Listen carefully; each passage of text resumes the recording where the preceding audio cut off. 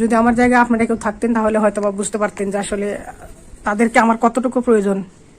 আমার কোনো সঙ্গ দেওয়ার মতো সঙ্গী নাই, একমাত্র টমি টুসি ছাড়া। এখানে আসতো কেন? হ্যাঁ, এখানে কেন আসতো? শুয়ে পড়বা?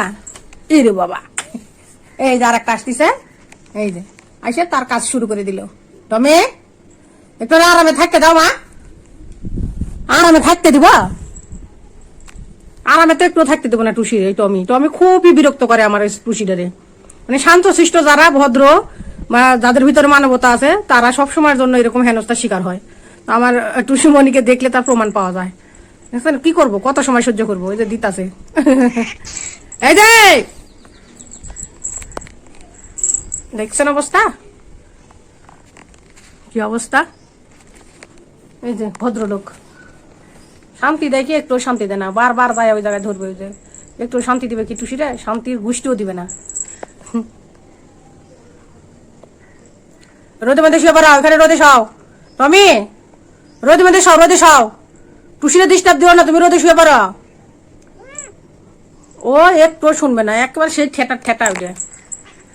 আমি কিচ্ছু পাবো না, দুজনে মারামারি কর, পর ওই জায়গায় হাত পা ভাঙ, তারপরে দেখি তোরা ডাক্তার দেখায় কি।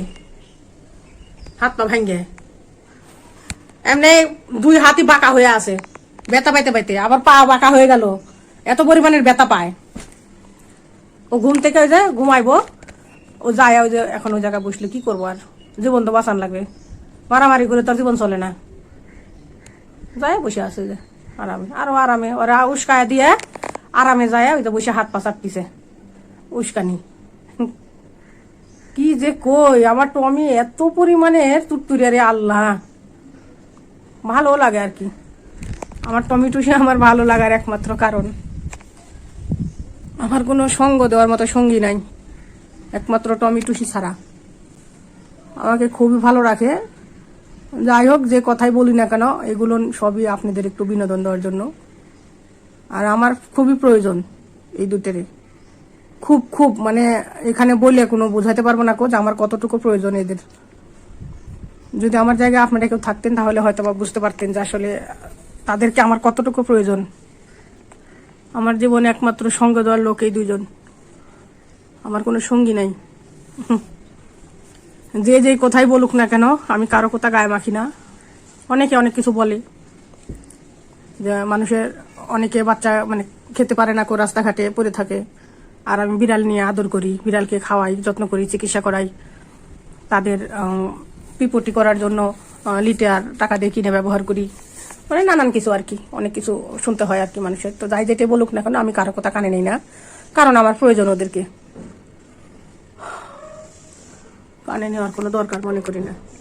এরকম বাচ্চা যদি একটা থাকে কাছে, একটুও তো মন খারাপ হবে না তো, সেটা আমার জায়গা থেকে আমি বুঝি। জানি না আসলে কে কতটুকু বুঝতে পারে, কার কতটুকু ধারার ক্ষমতা আছে বুঝার মতো, সেটা আমি জানি না। তো আমার খুব প্রয়োজনীয় ওই বাচ্চা দুইটা। এখন দেখছেন কত সুন্দর হয়ে আছে, এমনি তো থাকেই না, দুই এক সময় আর কি, আর বেশি সময় দুজন এক জায়গায় থাকলে খালি ওরকম ঘুষাঘুষি করে। আমার বাচ্চা দুইটার জন্য দোয়া করবেন সবাই ইনশাল্লাহ, আমার জন্য দোয়া করবেন। আমি যেন আল্লাহ তাআলার আমাকে যেন মানসিক শান্তি দেয়, আমি যেন শান্তিতে থাকতে পারি। প্রচন্ড প্রচন্ড মানসিক অশান্তিতে থাকি, একটু আমার জন্য দোয়া করবেন, আল্লাহ যেন আমাকে খুবই শান্তি দেন। এই দুইটা বাচ্চা যেন আমি সুস্থ রাখি এবং তাদেরকে ভালো রাখতে পারি লালন পালন করে।